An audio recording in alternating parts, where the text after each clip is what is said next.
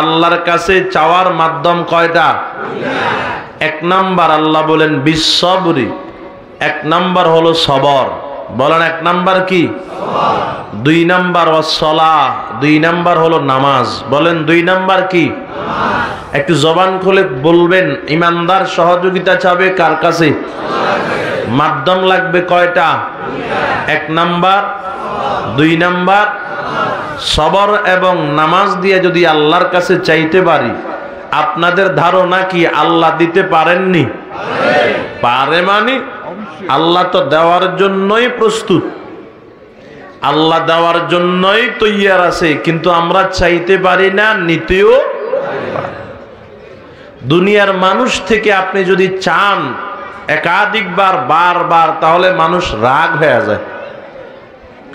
আজকে 100 টাকা খরচ চান, দিবে। আগামীকালকে আবার চান, দিবে। এরপরের দিন আবার চান, হয়তো দিতে পারে। চতুর্থ দিনে আবার চান না, দেখবেন রাগ হয়ে যাবে। টাকা কি আমার কাছে রাখছো? দুনিয়ার মানুষ দুনিয়ার মানুষের কাছে চাইলে, যার কাছে চায় সে রাগ হয়ে যায়, না চাইলে খুশি হয়। আর আমাদের মালিক এমন মালিক, না চাইলে মালিক রাগ হয়, আর বান্দা চাইলে মালিক খুশি হয়। সুবহানাল্লাহ। 2-4 জন বলছেন আল্লাহ দেওয়ার জন্য বসে আছেন, আমরা নিতে পারতেছি না। দুনিয়াতে মানুষ যত পায়, এদিকে তাকান, দুনিয়াতে মানুষ যত পায় কিছু শর্ত থাকে। কথা কন না? দুনিয়ার মানুষ যত পায় কিছু শর্ত থাকে। যে সময় সোনার ঘর ছিল তখন মনে একটা শখ আছিল, একটা যদি টিনের ঘর দিতে পারতাম। যখন টিনের ঘর দিয়ে দিছে, এখন মনে চাই যদি একটা সাইড ওয়াল করে ঘর দিতে পারতাম। যখন সাইড ওয়াল হয়ে গেছে, এখন মনে চাই সাইড ওয়ালের উপর একটু যদি ছাদটা দিতে পারতাম। কথা কয় না? একতলা দিয়ে দিছে, আবার মনে চায় একটু 2 তলা করার জন্য। 2 তলা করছে, মনে চায় বাড়ি একটা সুন্দর করে 5 তলা করে করার জন্য। নোয়াখালী চৌমোহনী মাইজদি করছে, কয় না এখন টাকা আরো লাগবে, ঢাকাতে একটা প্লট কেনার দরকার। চাহিদা মরেনি? কথা কয় না? মরেনি চাহিদা? না, আপনি যার কাছে চাইতেছেন সেও আরেকজনের মুখাপেক্ষী। কাউকে ছোট আর কাউকে ঘায়েল করার জন্য বলতেছি না। আমি যদি আমার এলাকার মেম্বার সাহেবের কাছে কিছু চাই, তিনি চেয়ারম্যানের কাছে মুখাপেক্ষী। কথা কয় না? দে না মিথ্যা বলতেছি? চেয়ারম্যান সাহেবের কাছে কেউ চাইলে তিনি দিতে পারবেন না নিজ থেকে, উনি এমপির কাছে মুখাপেক্ষী, এমপি মন্ত্রীর কাছে মুখাপেক্ষী, এক একজনের কাছে মুখাপেক্ষী। কিন্তু আমার মালিক সম্পূর্ণ বিপরীত। মালিক কারো কাছে মুখাপেক্ষী নয়। তাহলে যদি চাওয়া লাগে, যে অন্যের কাছে মুখাপেক্ষী তার কাছে চাবো না। যদি চাওয়া লাগে এমন জাতের কাছে চাবো যিনি অন্য কারো কাছে মুখাপেক্ষী নয়। আর তিনি কি? আরো আসতে কন। আল্লাহর নাম নিলে গুণ হয়নি দিকে। এতগুলা মানুষ আল্লাহ বলতেছেন, আওয়াজ হইতেছে না। দেওয়ার মালিক একমাত্র আল্লাহ। তাহলে চাবো কার কাছে? মাধ্যম লাগবে কয়টা?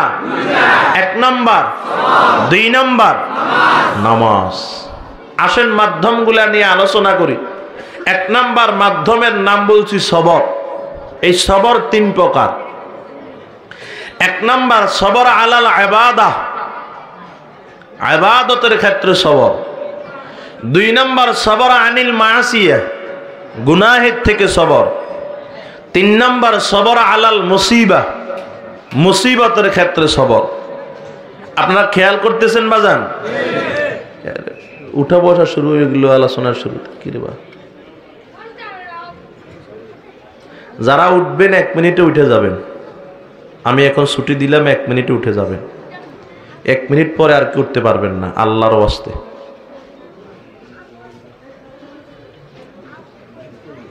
আমি তো এলাকায় নতুন না, আমি সুবর্ণচরে গত 3-4 বছর আগে না করলেও প্রতি সিজনে 15-20টা প্রোগ্রাম করতাম। এ রহমতনগর আমি আরো আসছি না, আমারা তো সবাই চিনেন। আপনারা আমার বয়ান যদি না শুনেন বসলেন কেন? আবার মাঝখানে উঠে যাইতেছেন কেন? আমি তো নতুন না, আমারও তো সবাই চিনেন। যদি আমার বয়ান ভালোই না লাগে তো বসলেনটা কেন, আবার এখন উঠে যাইতেছেন কেন? এটা যদি আপনি আমার জায়গায় এখানে বসতেন তো তখন বুঝতেন যে কেমন কষ্ট লাগে মাঝখান থেকে উঠে গেলে।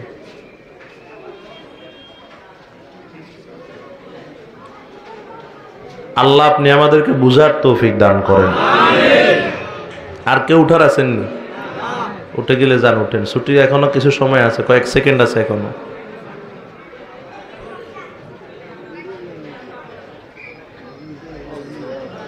আল্লাহ আপনি আমাদের সবাইকে কবুল করেন। তাহলে সবর কয় প্রকার? খেয়াল করেন বাবা, সবর কয় প্রকার? এক নাম্বার সবর আলাল ইবাদা, ইবাদতের ক্ষেত্রে সবর। দুই নাম্বার সবর আনিল মাসিয়া, গুনাহের থেকে সবর। তিন নাম্বার সবর আলাল মুসিবা, মুসিবতের ক্ষেত্রে সবর। এদিকে তাকান বাবা, এই তিন প্রকারের সবর করনেওয়ালার জন্য আল্লাহ পাক রব্বুল আলামিন বড় বড় তিনটা পুরস্কার রাখছেন। জোরে কোন সুবহানাল্লাহ। পুরস্কার দিবেন কি? আল্লাহ যেমন মহান, আল্লাহ যেমন বড়, আল্লাহর পুরস্কারটাও তেমন বড়। এই তিনটা পুরস্কার আমি কোরআন এবং হাদিস থেকে আপনাদের সামনে শোনানোর চেষ্টা করব ইনশাআল্লাহ। এক নাম্বার সবর আলাল ইবাদা, ইবাদতের ক্ষেত্রে সবর। সেটা কি? বলে ইবাদত করতে কষ্ট আছে।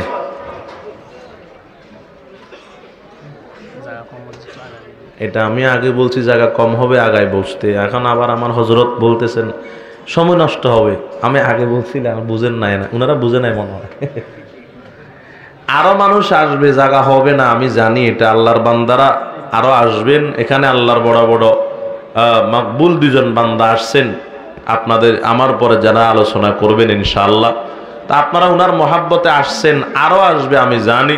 আপনারা একটু আগায় বসেন না বাবা, আর একটু আগায় বসেন। আলোচনার মাঝখানে যদি এরকম বারবার আগাইতে বলি তো সময় নষ্ট হবে, আপনারাও বিরক্ত হবেন। এই জন্য যুবক ভাই যারা আছেন বিশেষ করে আগায় বসেন, পিছনের জায়গাটা একটু খুলে দেন, খালি করে দেন, একটু আগায়া বসেন। যুবক ভাইয়েরা বিশেষ করে একটু আগায়া বসেন।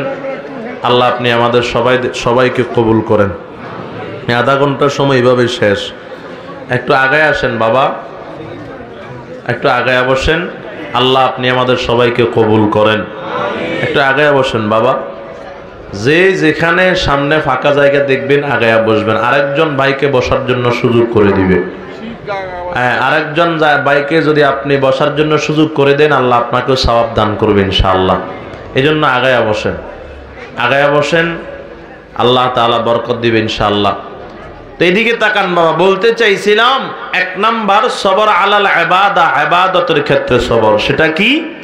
ইবাদত করতে কষ্ট আছে, কষ্ট করে ধৈর্য ধারণ করে ধৈর্যের সহিত ইবাদত করা। এই ঠান্ডার রাত, কনকনে শীতের রাতে ঠান্ডা পানি দিয়ে উজু করে ফজরের নামাজ মসজিদে গিয়া পড়তে কষ্ট আছে নিও? যদি নামাজটা ফজর না হয় তাহাজ্জুদ হয়, কম না বেশি? আর যদি গরমকালে রমজান মাস আসে, রমজানের রোজা রেখে রিক্সা চালাইয়া, কৃষি কাজ করিয়া, বোঝা টানার কাজ করিয়া রমজানের রোজা রাখা কষ্ট না আরাম? কষ্ট। তাহলে কষ্ট আছে, কষ্ট করে ইবাদত করা, এটার নাম সবর আলাল ইবাদা। কারণ আল্লাহ পাক রব্বুল আলামিন আমাদেরকে দুনিয়াতে অনর্থক বেহুদা পাঠান নাই। আল্লাহ বলেন, আফাহাসিবতুম আন্নামা খালাকনাকুম আবাসা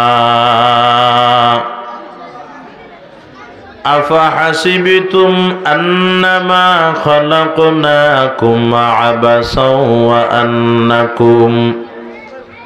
ওয়া আন্নাকুম ইলাইনা লা তুরজাউন।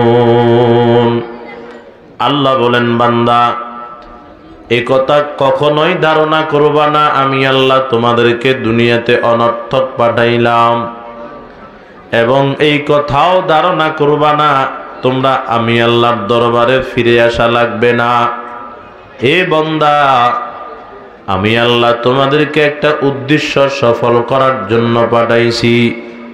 একদিন আগে হোক একদিন পরে হোক, তোমাদের সবাইকে আমি আল্লাহর দরবারে হাজিরা দেওয়া লাগবে। বলেন কথা ঠিক কিনা? এ মুসলমান আমার বাবা, এই দুনিয়ার জমিনে আমরা কেউ অনর্থক আর বেকার বেহুদা আসি নাই। আবার এই দুনিয়ার জমিনে আমরা চিরস্থায়ী থাকবো, বিষয়টা এমনও নয়। এই দুনিয়াতে একটা উদ্দেশ্য সফল করার জন্য আসছি, আবার দুনিয়ার থেকে চলে যাব একদিন। বান্দা বলে, আল্লাহ উদ্দেশ্য নিয়ে আসছি, যে বেকার তো আসে নাই, অনর্থক আর বেকার তো বেহুদা তো আপনি পাঠান নাই, তো পাঠাইছেন কেন জানতে চায়। আল্লাহ পাক রব্বুল আলামিন কুরআনুল কারীমের ভিতরে বলেন কেন পাঠাইছি জানো? ওয়ামা খালাকতুল জিন্না ওয়াল ইনসা ইল্লা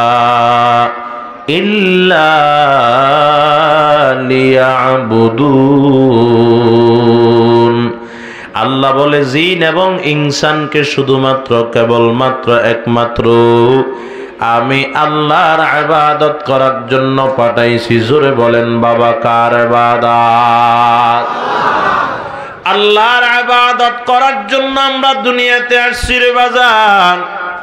আমি বলছি ওই ইবাদত করতে বড় কষ্ট আছে, ইবাদতটা করতে বাজান কষ্ট আছে। এজন্য দেখবেন ইবাদত কষ্টের জিনিস, একদল কষ্টই বানায় রাখছে, ইবাদত করে না। সপ্তাহ চলে যায়, এক ওয়াক্ত নামাজও পড়ে না, রমজান মাসে রোজা রাখে না।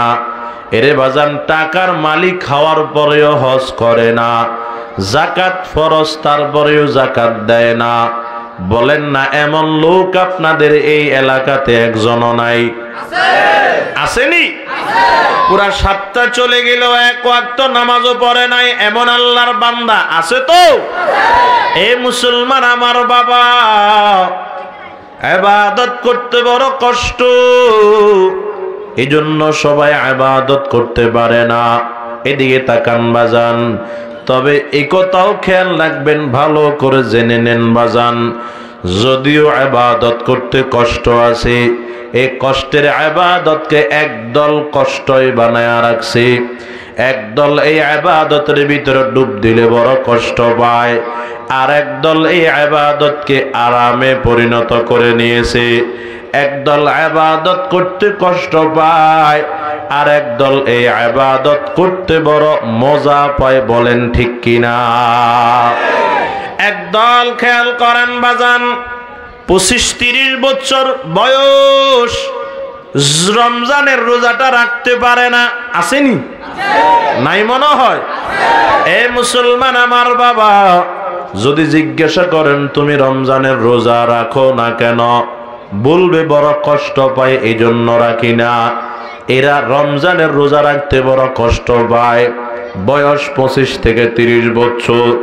আর একদল টাকা দেখবেন বয়স 70, 75, 80 বছর হয়ে গেল, রমজানের রোজা রাখিয়া, রোজাটা রাখিয়া আসরের নামাজ পড়ার জন্য যখন মসজিদে যায়, আসরের পর মাগরিবের আগ মুহূর্ত এমন অবস্থা হয়ে যায়, নিঃশ্বাসটা ফালাইলে টানতে বড় কষ্ট হয়, টানলে আবার ফালাইতে বড় কষ্ট হয়। যদি জিজ্ঞাসা করেন বাজান এত কষ্ট করে রোজাটা রাখার দরকার কি, পারলে তো ভাঙতেও পারেন, দেখবেন এই 80 বছরের মুরব্বী জবাব দিবে, এ রোজার কারণে আমি মৃত্যুবরণ করতে রাজি, 1 মিনিটের জন্য রোজা ভাঙতে রাজি নাই। বলেন না এমন লোক আছে না? না। একদল ইবাদত করতে কষ্ট পায়, আর একদল ইবাদত করতে বড় মজা পায়। কথা ঠিক কিনা? ও নোয়াখালীর মুসলমান, ও আমার বাবা, খেয়াল করেন বাজান, খেয়াল করেন, দিলের কানটা লাগায় শুনেন গো বাবা।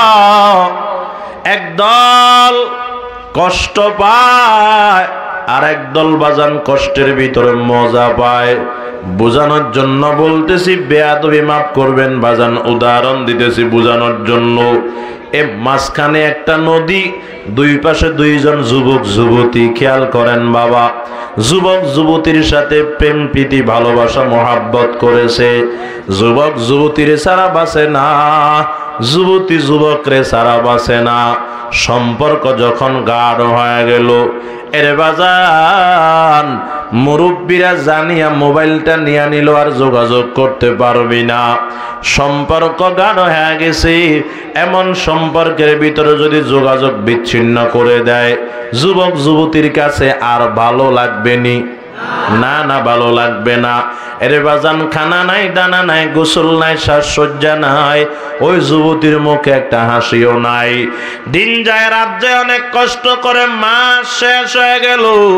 এরে বাজান মাস শেষ, হঠাৎ করে একদিন যুবককে ফোন দেও, যুবক আমি তোমার ভালোবাসার ওই ব্যক্তিটা, এইটা আমার আব্বার মোবাইল, আমার মোবাইলটা আব্বা আম্মা নিয়ে গেল।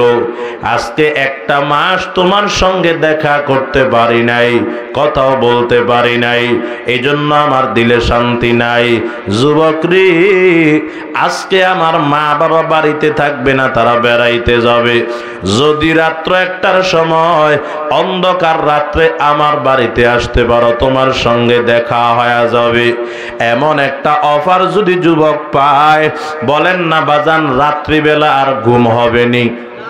কথা কয় না, বুঝেন না মনে হবে না রে বাজান? না না, রাত্রে আর ঘুম হবে না, ঘুম হারাম।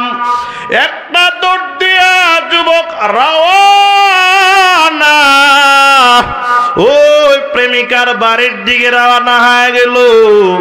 রাত্র 1টার সময় বলছিলাম যে দুইজনের বাড়ির মাঝখানে ছোট্ট একটা নদী, নদীর কিনারায় গিয়া হাজির হয়ে গেল। রাত্র 1টার সময় গিয়া দেখে নদীতে নৌকা নাই, মাঝি নাই।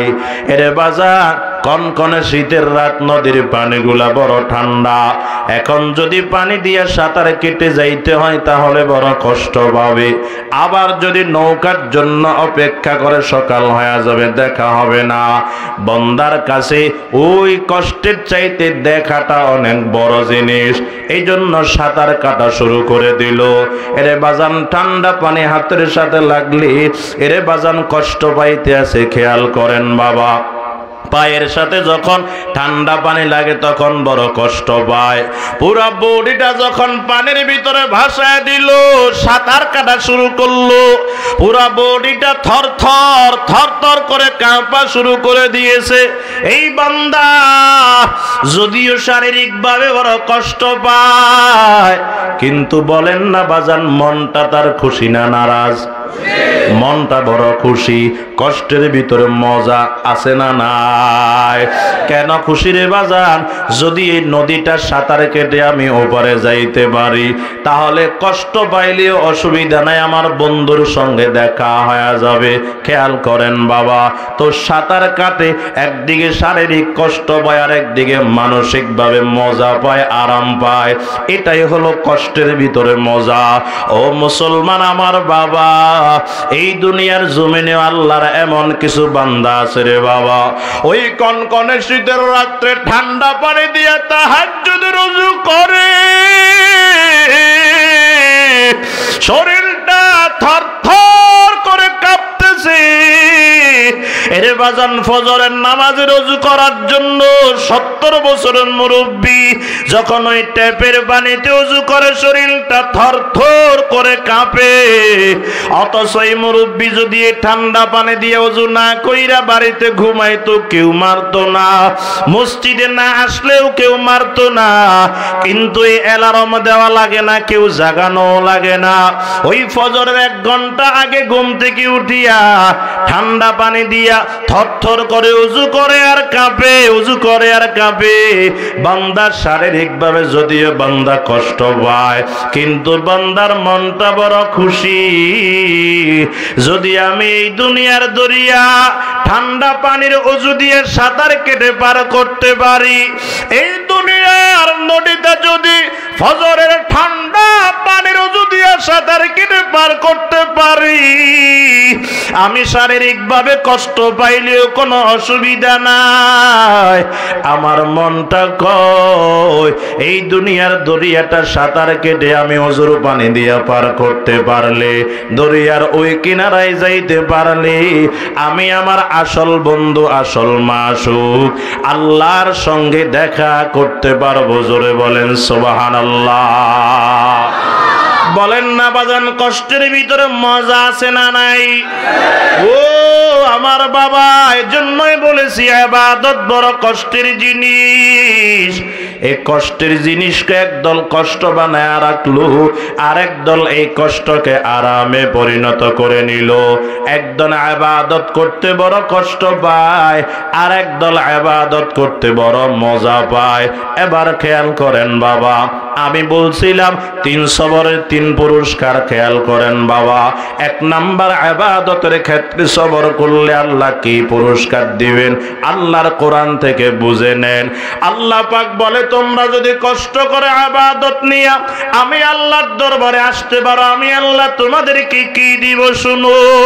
ইন্নাল্লাযীনা আমানু ওয়া আমিলুস সালিহাত কানাত লাহুম জান্নাতুল ফিরদাউসি নুজুলা ওয়া মান ইউতিইল্লাহা ওয়া রাসূলাহু ইউদখিলহু জান্নাতিন তাজরি মিন তাহতিহাল আনহার ওয়াসিকাল লাযীনা اتقوا ربهم إلى الجنة زمرا حتى إذا جاءوها وفتحت أبوابها وقال لهم خزنتها سلام عليكم طبتم فادخلوها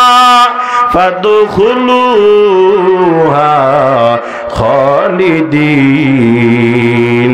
আল্লাহ পাক বলে, যদি ঈমান আনার পরে বান্দা নেক আমল করতে পারো, ইবাদত করতে পারো, তো কষ্ট করে যদি ইবাদতটা করতে পারো, বান্দা তুমি আমাকে দিবে ইবাদত, আমি আল্লাহ তোমার ইবাদত এবং আমার রহমতকে সমন্বয় করিয়া ইবাদত এবং রহমতের বদৌলতে আমি আল্লাহ তোমাকে পুরস্কার দিয়া দিব আমার জান্নাত।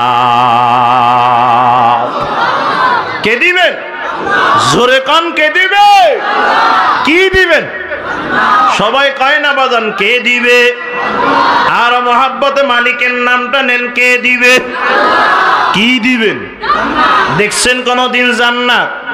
আল্লাহর পয়গম্বর বলে এমন জান্নাত দিবে কোনদিন চোখ দিয়া দেখো নাই, এমন জান্নাত দিবে কোনদিন কর্ণ দিয়া শুনো নাই, এমন জান্নাত দিবে কোনদিন অন্তর দিয়া কল্পনাও করো নাই। জোরে কোন সুবহানাল্লাহ।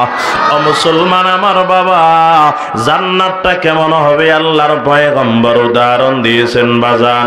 আল্লাহর পয়গম্বর একটু নমুনা বলিয়ে দিয়েছেন জান্নাতটা কেমন হবে। আল্লাহর পয়গম্বর বলে, আমি যখন জান্নাতে গিয়েছি, ওই মেরাজের রজনীতে যখন জান্নাতে গেলাম, আমি তাকায় দেখতেছি জান্নাতে 4টা নহর চলতে আছে। 1 নাম্বার বিশুদ্ধ পানির নহর, 2 নাম্বার বিশুদ্ধ দুধের নহর, 3 নাম্বার বিশুদ্ধ খমরের নহর, 4 নাম্বার বিশুদ্ধ মধুর নহর। এর মুসলমান আমার বাবা, আল্লাহর পয়গম্বর বলেন এই 4টা নহর আল্লাহ সুন্দর করে সাজায়া রাখলো। আল্লাহ পাক জিজ্ঞাসা করে, পয়গম্বর জিজ্ঞাসা করে, আল্লাহ এত সুন্দর জান্নাতের ভিতরে নহরগুলা কার জন্য বানায়া রাখছেন? আল্লাহ পাক বলে, ও আমার বন্ধু, যারা আমি আল্লাহকে মানবে, আমার কথা মেনে আমি আল্লাহর দরবারে আসবে, আমি আল্লাহ তাদের জন্য এই 4টা নহরকে ফ্রি করে দিব। জোরে কোন সুবহানাল্লাহ। ও মুসলমান আমার বাবা, খেয়াল করেন, জান্নাত জান্নাত জান্নাত। আল্লাহর পয়গম্বর বলে এমন জান্নাত দিবে রে বাজান, জান্নাতের খানা আর দুনিয়ার খানা কেমন হবে রে বাবা? মাইকের আওয়াজ কমে গেল লাগে, হ্যাঁ একটু বাড়াই দেন না ভাই, আমার কষ্ট হইতেছে। হালকা একটু ছিল, বন্ধ করে দিছেন কা ভাই? জান্নাতের খানা আর দুনিয়ার খানার তফাৎ কেমন? বলে দুনিয়ার খানা, এদিকে তাকান, একটা খানা যদি বান্দা একদিনে একই খানা 5 বার 6 বার 10 বার খাইতে দেয়, মানুষ বিরক্ত হয়ে যাবে। যত ভালো খানা হোক, ফল ফ্রুট, আপেল কমলা, সকাল 7, এদিকে তাকান, সকাল 7টায় দিল আপেল কমলার নাস্তা, সকাল 8টায় দিল আবার আপেল কমলার নাস্তা, 10টায় দিল আবার আপেল কমলার নাস্তা, বিকেলে দিল আবার আপেল কমলার নাস্তা, মাগরিবের পরে দিল আবার আপেল কমলার নাস্তা, এশার পরে দিল আবার আপেল কমলার নাস্তা। খুশি হবে না বিরক্ত হবে? আরে তোর ঘরে কি আপেল কমলা ছাড়া আর কিছু নাই? বিরক্ত হয়ে যাবে। এটা দুনিয়ার খানা, যত দামি খানা হোক, একদিনে একটা খানা যদি 2, 4, 5 বার 10 বার দেয়, মানুষ বিরক্ত হয়ে যাবে। এদিকে তাকান বাবা। আর জান্নাতের খানা কেমন? বলে একটা খানা যদি একদিনে 100 বার দেওয়া হয়, কিছুক্ষণ পরে যদি ওই খানাটা আবার দেওয়া হয়, মনে হবে জীবনে প্রথম দেখছি। বুঝেন নাই? মনে হয় কি হবে? মনে হবে জীবনে প্রথম দেখছি। এই দুনিয়াতেও দেখবেন যে কোনো মানুষ খানা খায়, বিরক্ত হয়, ভাত ভালো লাগে না বিরিয়ানি কর, বিরিয়ানি ভালো লাগে না পোলাও কর, পোলাও ভালো লাগে না খিচুড়ি কর। আছে না নাই? কন্যা বাজান আছে না নাই? আর মিষ্টি কত খাইব, মিষ্টি বাদ দে, জাল নাস্তা দে, বিরক্ত হয়ে যায়। কিন্তু দুনিয়াতে আল্লাহ একটা নিয়ামত, শুধুমাত্র একটা নিয়ামত এমন দিছেন, 70-80 বছর পর্যন্ত খাইছে, বিরক্ত হয় নাই। আসেনি? কি বুঝাইতে পারি না? কি 70 বছর পর্যন্ত পান করছে। এখন এই 70 বছর বয়সে সকালে কয় তৃষ্ণা লাগছে, কয় ধরেন পানি খাইলো, আবার 8টায় কয় তৃষ্ণা লাগছে, পানি দিল, জোহরের সময় তৃষ্ণা লাগছে, পানি দিল, আসরের সময় তৃষ্ণা লাগলো, পানি দিল, মাগরিবের সময় তৃষ্ণা লাগলো, পানি দিল, এশারের পরে ঘুমাইতে গেছে, আমার একটু তৃষ্ণা লাগছে, পানি দিল। কয়নি আরে এটা কতবার খামু, বাদ দে, আরেকটা দে। কথা কয় না? দে কইছে কোনদিন? কইবে কোনদিন? আরে মরার সময় তো আরে পানি দে। কথা কয় না? দে। সারা দিন রোজা রাখলো, আসরের পরে ওই জমিনের আইল দিয়ে হাঁটে, জমিনের পানি দেখলেও খাই ফেলতে মনে চায়। কথা কয় না? ভিতর তো শুকায় গেছে। এখন ব্লেন্ডার দিয়ে এই বানাইলো তরমুজের শরবত, এই বানাইলো আনারসের শরবত, এই বানাইলো রুয়াবজার শরবত, বেলের শরবত, 5 প্রকারের শরবত বানাইয়া এইভাবে সাজাইছে ইফতারের জন্য। একবারে শেষ মাথায় এই গরিব পানিটা রাখছে। বুঝাইতে পারি না? এখন একটা আজান দিয়ে দিছে মসজিদে, একটা মুখে খেজুর দিয়েছে, এটা চাবাইয়া কয় শরবত দে না পানি দে। কথা কয় না? কি কয়? কারে শরবত বানাইছে না, রাখ এগুলো আগে পানি দে। এমন টানা টানে মনে হয় জীবনে পানি দেখে না। কথা কয় না? দে। এই দুনিয়াতে এমন প্রমাণিত আছে, পানির টানতে গিয়ে আটকিয়ে মারা গেছে। এমন ভাবে টানতে আছে মনে হয় যেন আজকে প্রথম দেখছে। বাজান, দুনিয়ার এই পানির ভিতরে যদি এত আকর্ষণ হয়, এবার চিন্তা করেন না জান্নাতের খানা কেমন আকর্ষণ হবে। সুবহানাল্লাহ কইলেন না? অত সেই পানিতে কোনো উত্তম কোনো কালার নাই, কোনো মিষ্টান্ন, কোনো মিষ্টি নাই, কোনো আলাদা কোনো একটা রঙও নাই, তেমন কোনো মজাও নাই। চিনি দিছেনি এখানে? রং দিছেনি? মেডিসিন দিছে? গ্রানের জন্য কিছু ব্যবস্থা করছে? আর সাদা পানি, কল সাবিয়া পানি দে, তোর তোর 7 আপ তোর এগুলা রাখ, আগে পানি দে, পানি খায়। তো এই পানির ভিতরে এত আকর্ষণ থাকলে জান্নাতের খানার ভিতরে আকর্ষণ কম না বেশি? জোরে কোন সুবহানাল্লাহ। এই মুসলমান আমার বাবা খেয়াল করেন, এর যুবক বাবা খেয়াল করো, আজকে দুনিয়ার জমিনে একটা সুন্দরী নারী দেখা তুমি পাগল হয়ে গেলা। ওই টেলিভিশনের পর্দায় একজন নায়িকা দেখে পাগল হয়ে গেছো। কারে সুবহানাল্লাহ, নায়িকাটা কত সুন্দর, যদি জানতি তাহলে এত পাগল হইতি না। এই নারী তো পর্দায় আসার আগে 1.5 কেজি আটা মাখছে মুখে। কথা কয় না? বলেন না এই এটা না আটা মাখছে, আমাদের বাড়ির পাশে জরিনা তো বহু সুন্দরী। যত সুন্দরী হোক দুনিয়ার নারী, খেয়াল করেন, দুনিয়ার নারী যত সুন্দরী হোক, তার চোখ দিয়া ময়লা যায়, যায়নি? নাক দিয়া ময়লা যায়, মুখ দিয়া ময়লা যায়, মাথার দিক দিয়ে তুমি ফুটা করবা, রক্ত বের হবে নাপাক, হাত ছিদ্র করবা, রক্ত বের হবে, শরীর নাপাক হয়ে যাবে, ওযু ভেঙে যাবে, পাও ছিদ্র করবা, ওযু অবস্থায় রক্ত বের হলে নাপাক, ওযু ভঙ্গ হয়ে যাবে। এর বাজান খেয়াল করেন, তাহলে দুনিয়ার নারী যত সুন্দরী হয়, চোখ দিয়া ময়লা যায়, নাক দিয়া ময়লা যায়, মুখ দিয়া ময়লা যায়, একদিন যদি টানা সকাল থেকে বিকাল পর্যন্ত খানা না খায়, কিছু না খায়, এমন দুর্গন্ধ মুখ দিয়া বের হবে, সামনে বৈশা কথাও বলতে পারবা না। অথচ জান্নাতের নারী কেমন হবে? আল্লাহর পয়গম্বর বলে, জান্নাতের নারী আল্লাহ তোমারে এমন দিবে, যদি একটা শাড়ি পরিধান করে, শাড়ির উপর দিয়ে চামড়া দেখা যাবে, শরীরের চামড়া, চামড়ার ভিতরে গোশত দেখা যাবে, গোশতের ভিতরে হাড্ডি দেখা যাবে, রগের ভিতরে যে রক্ত চলাচল করবে তাও স্পষ্ট দেখা যাবে। মুসলমান আমার বাবা, ওই জান্নাতে যাইতে মনটা চাই কি চায় না? কার কার হাত দুইটা দেখান তো, আল্লাহ কবুল করেন, জোরে বলেন আমিন। মুসলমান আমার বাবা, হাত নামান, হাত নামান। ওই জান্নাতে যাওয়ার জন্য যদি মনটা চায় তো জান্নাতের কাজ করা লাগবে কি লাগবে না? বলেন না বাজার, নামাজ পড়া লাগবে নি? এক শুক্রবার আর আরেক শুক্রবার, হ্যাঁ আসেনি? কয় না নাই মনে হয়।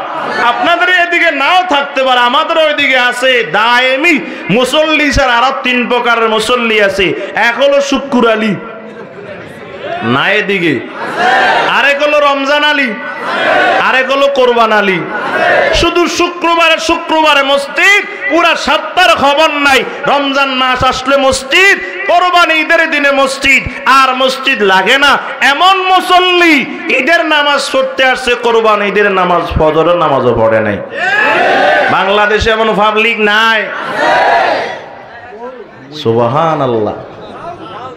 হ্যাঁ, এই সকাল 8টায় 9টায় দিছে ঈদুল আজহার নামাজ। আমাদের দেশের মসজিদ কমিটিরা পারে না শুধু ঈদের নামাজটা জোহরের নামাজের সাথে পড়ার জন্য।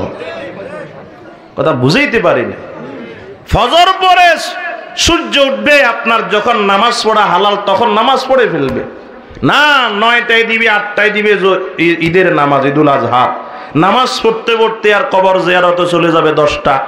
10টার পরে আবার বাড়িতে রশি ধরতে আর গরু হতাইতে লাগবে 11টা। এরপরে জবাই করবে, রুহু যাইতে 11:30। 12টার থেকে শুরু করবে কুড়াকুড়ি।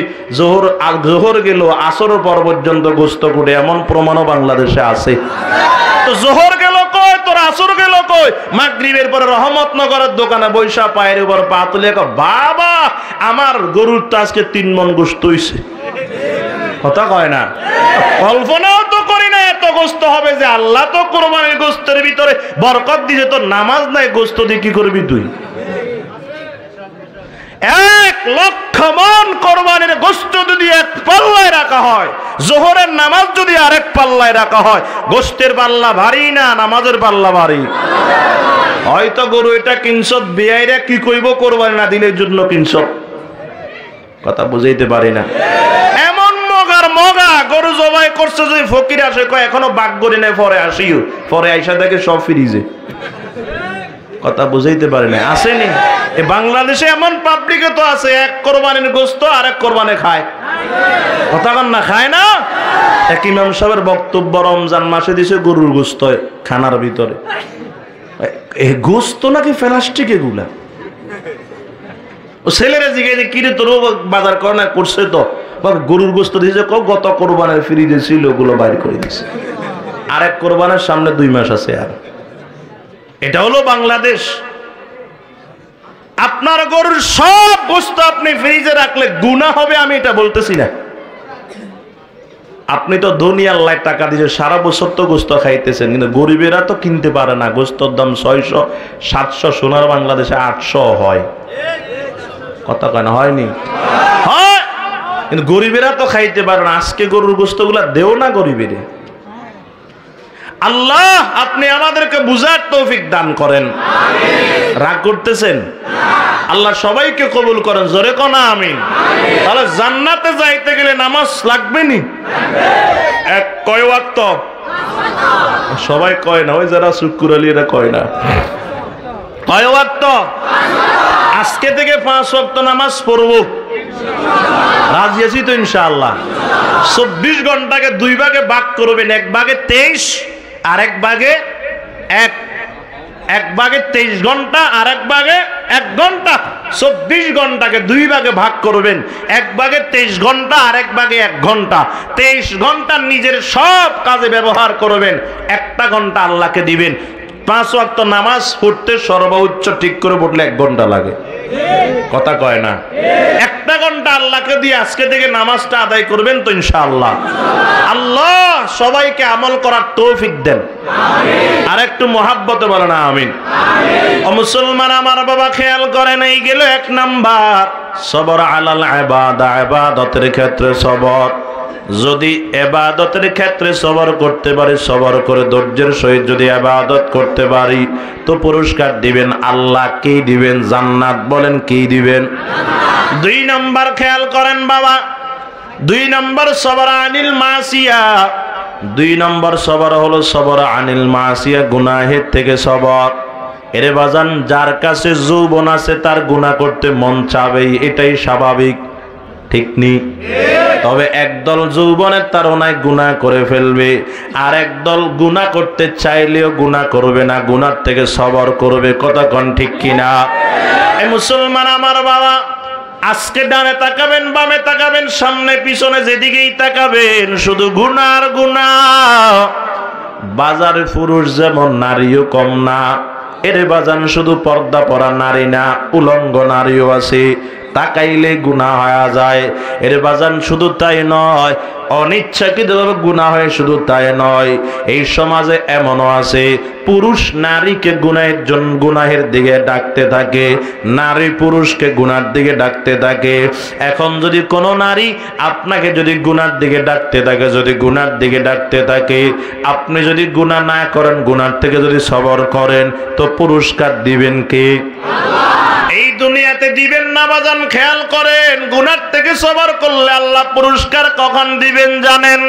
আল্লাহ পাক বলে, ইয়াউমা ইয়াফিরুল মারউ মিন আখিহি ওয়া উম্মিহি ওয়া আবিহি ওয়া সাহিবাতিহি ওয়া বানিহি ইয়াউমা তারাউনাহা তাযহালু কুল্লু মুরদিআতিন আম্মা আরদাআত ওয়া তাযউ কুল্লু যাতি হামলিন হামলাহা ওয়া তারান নাসা সুকারা ওয়া মা হুম বিসুকারা ওয়ালাকিন্না আযাবাল্লাহি শাদীদ। আল্লাহ কখন পুরস্কার দিবেন? যখন সন্তান তার মাকে চিনবে না। ওই হাসর ময়দানের কথা বলতেছি বাজার, যে হাসর ময়দানে সন্তান তার মা বাবাকে চিনবে না, মা বাবা তার সন্তানকে চিনবে না, ভাই ভাইকে চিনবে না, বোন ভাইকে চিনবে না, স্ত্রী তার স্বামীকে, স্বামী তার স্ত্রীকে চিনবে না, এর বন্ধু তার বন্ধুকে চিনবে না। ওই দিন একটা নেকির জন্য যখন সন্তান ধরা খেয়ে যাবে, ডাক দিয়া বলবে, মা দুনিয়াতে আমার জন্য কত কষ্ট করেছো, আমার সুখে সুখী হইছো, আমার দুঃখে দুঃখী হইছো। ও মা, যদি আমি অসুস্থ হইতাম তুমি আমার জন্য রাত্রিবেলা ঘুমাইতা না। ও মা, আমি যদি খানা না খাইতাম আমার জন্য তুমি খানা খাইতা না। ও মা, যদি আমি অসুস্থ হইতাম আমার মাথার কিনারায় বৈশা বৈশা বলতা, আল্লাহ আমার সন্তানরে যত রোগ দিয়েছেন সব আমার দিয়ে দেন, সন্তানরে ভালো করে দেন। এত আদর করতা দুনিয়াতে। মা গো, আজকে তো আমি একটা নেকির জন্য ধরা খেয়ে গেলাম, একটা নেকি দিয়ে আপনি আমার সহযোগিতা করেন। ওই দিন মা বলবে, তুই কে, তোরে আমি চিনি না। অথচ দুনিয়াতে সন্তানের জন্য মা কত পাগল ছিল। আল্লাহ পাক বলে, শুধু তাই নয়, ওই দিন দুনিয়ার জমিনে মায়েরা সন্তানকে যে আদর করেছে, ওই হাসর ময়দানে দুধের সন্তানকে মা ভুলে যাবে। ওরে বাজান, সেদিন গর্ভবতী মায়েরা গর্ভপাত করে ফেললেও টের পাবে না। ওই দিন মানুষগুলা মাতাল মাতাল নেশাগ্রস্তের মতো দৌড়াইতে থাকবে। এমন অবস্থা হবে হাসরের ময়দান। আল্লাহর পয়গম্বর বলেন 9,30,00,000 মাইল দূরের সূর্য এই দুনিয়াতে 9,30,00,000 মাইল দূর থেকে বান্দারে তাপ দেয়, নকল তাপ বান্দা সহ্য করতে পারে না। ওই কঠিন হাসর ময়দানে আল্লাহ ডাক দিবে, ও 9,30,00,000 মাইল দূরের সূর্য, আজকে বান্দার মাথার থেকে 9,30,00,000 মাইল দূরে থাকবা না। আজকে বান্দার মাথার 1 বিঘা উপরে আসো, তোমার ভিতরে যত তাপ আছে আজকে নকল তাপ নয়, সকল সব আসল তাপ ছাড়িয়া দাও। এরে বাজান, হাসর ময়দানে সূর্য যখন কাছে আইসা তাপ দেওয়া শুরু করবে, সূর্যের তাপে মানুষের মাথার মগজগুলা ঠাস ঠাস করেছে ছুটে যাবে রে বাবা। হাসরের জমিনটা তামা তামা হয়ে যাবে। আল্লাহর পয়গম্বর বলে, কারো কারো ঘাম হবে হাঁটু পর্যন্ত, আবার কারো কারো ঘাম হবে নাভি পর্যন্ত, আবার কারো কারো ঘাম হবে সিনা পর্যন্ত, আবার কেউ কেউ ঘামের ভিতরে আসতে থাকবে রে বাবা। এমন কঠিন মুসিবত, সেদিন কেউ কাউকে চিনবে না, সেদিন কেউ কাউকে আশ্রয় দিবে না রে বাবা।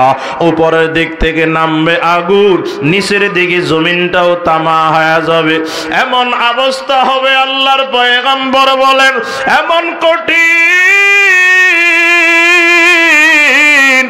সেখানে ছায়া থাকবে না, বসার জায়গা থাকবে না, বাতাস থাকবে না, মানুষগুলা নেশাগ্রস্তের মতো দৌড়াইতে থাকবে। আল্লাহর পয়গম্বর বলেন, সাবআতুন ইউজিল্লুহুমুল্লাহু ফি জিল্লিহি ইয়াওমা লা জিল্লা ইল্লা জিল্লু, ওয়া রাজুলুন দাআতহু যাতু মানসিবিন ওয়া জামালিন ফাকালা ইন্নী আখাফুল্লাহ। এমন কঠিন মুসিবতের ভিতরে আল্লাহ পাক রব্বুল আলামিন ডাক দিয়া বলবেন ওই যুবককে, যেই যুবক দুনিয়াতে গুনাহ দেখিয়াও গুনার দিকে যায় নাই, উচ্চ বংশীয় সুন্দরী নারী ডাক দিছে আয় মনের চাহিদা মিটায়া দেয়। যুবক বলছে, ইন্নী আখাফুল্লাহ, আমি আল্লাহকে ভয় করি, আমি গুনার কাজ করতে পারবো না। এই ধরনের যুবকদেরকে সেদিন আল্লাহ পাক ডাক দিয়া বলবেন, ওরে যুবকের দল,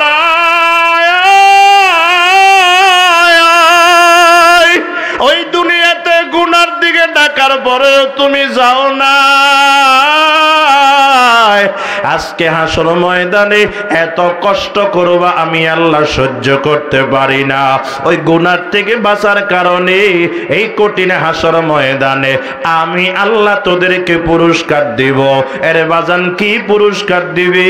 ওই দিন ডেকে ডেকে ডেকে ডেকে আল্লাহর আরশের নিচে ছায়া দিয়া ধন্য করবেন। জোরে বলেন সুবহানাল্লাহ। তাহলে গুনার থেকে সবর করলে পুরস্কার দিবেন আল্লাহ আরশের নিচে ছায়া। 1 নম্বর ইবাদতের ক্ষেত্রে সবর করলে পুরস্কার দিবেন আমার আল্লাহ জান্নাত। 2 নম্বর যদি গুনাহের থেকে সবর করি আল্লাহ পুরস্কার দিবেন আরশের নিচে ছায়া।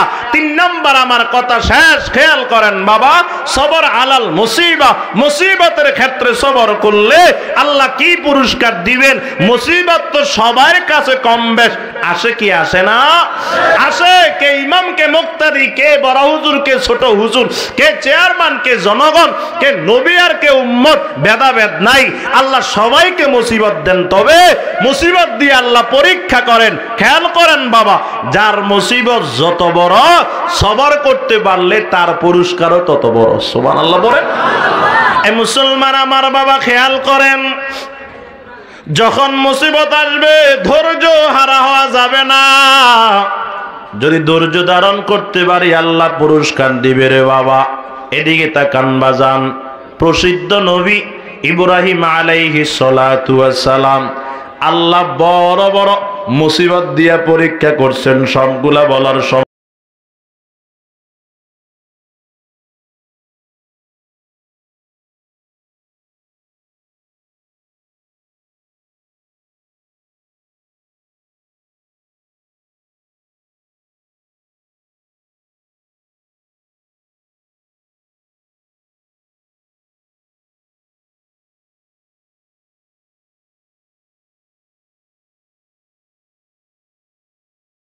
জেলখানা থেকে দুইজন মানুষকে আনিয়া নমরুদ একটারে মারিয়া দিছেন আর একটা সারিয়া দিছেন।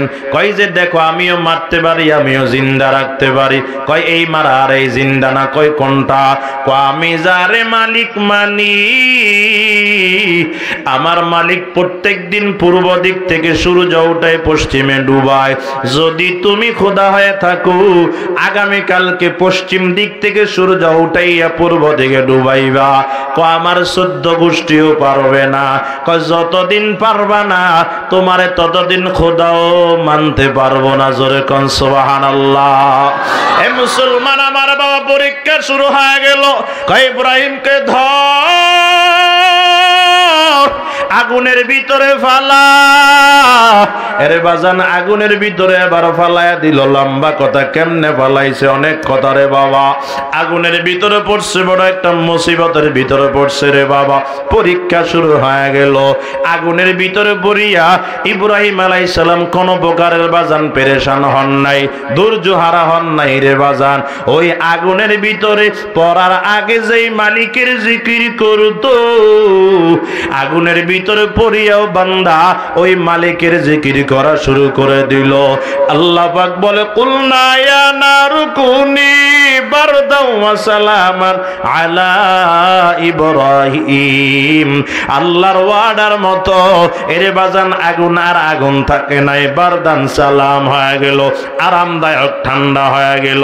এমন ঠান্ডা ইব্রাহিম আলাইহিস সালাম বলে আগুনের ভিতরে পড়িয়া এমন শান্তি পাইছি, দুনিয়াতে আর কোনো দিন এমন শান্তি পাই নাই। সুবহানাল্লাহ বলেন। পরীক্ষা আসছে, পরীক্ষার ভিতরে পাস না ফেল, কন্যা কন্যা পাস না ফেল, পাস। পরীক্ষা আসবে, মুসিবত আসবে। এই মুসিবত আল্লাহ দিবেন বিভিন্ন দিক দিয়ে। অনেক লম্বা কথা। আল্লাহ বলেছেন, ওয়ালা নাবলুওয়ান্নাকুম বিশাইইম মিনাল খাউফি ওয়াল জুই ইলা আখিরিল আয়া। শেষ পর্যন্ত আল্লাহ তাআলা লম্বা কথা এখানে আছে, অনেকগুলা পরীক্ষা আছে। যেই প্রকারের পরীক্ষা আসুক, যেই প্রকারের মুসিবত আসুক, ধৈর্য ধারণ করব। চাবো কার কাছে? বলেন কার কাছে?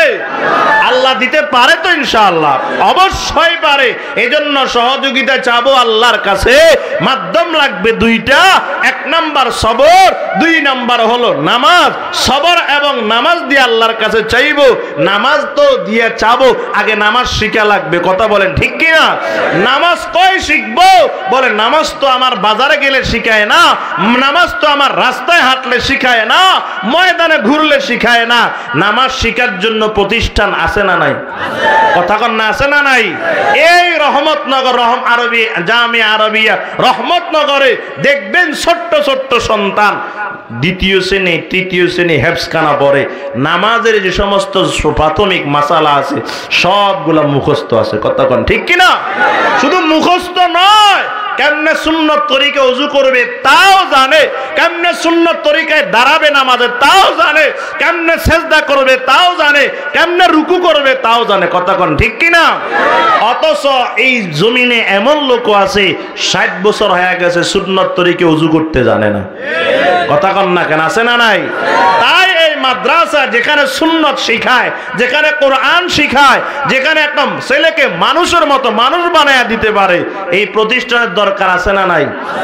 আমার তো মনে হয় আল্লাহর শপথ করে বললেও আমি হানে সব না, এ জাতীয় সহি শিক্ষার প্রতিষ্ঠান যদি না থাকতো, এই বাংলাদেশের সহি তরিকায় জানাজা পড়ানেওয়ালাও থাকতো না, সহি তরিকায় নামাজ পড়ানেওয়ালা থাকতো না, যোগ্য একজন ইমাম পাইতেন না, খতিব পাইতেন না।